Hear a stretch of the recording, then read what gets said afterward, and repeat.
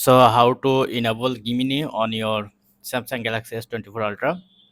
For that you need this Google browser first. If you already have, then okay, and if you don't have, just go to Play Store and search Google. Then you can see this kind of these apps.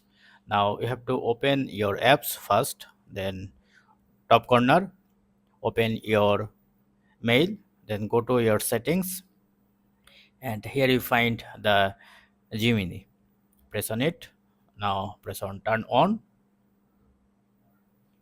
and choose use Gemini, and now you can use it. Hey, tell me a joke.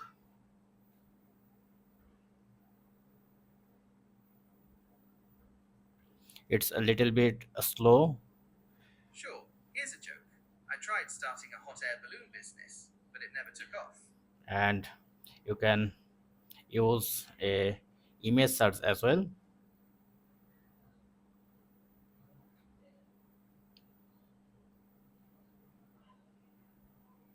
So that's it. This is how you can easily use enable Gemini and use it on your Samsung Galaxy S24 Ultra. Hope it helpful. Thank you. Have a good day.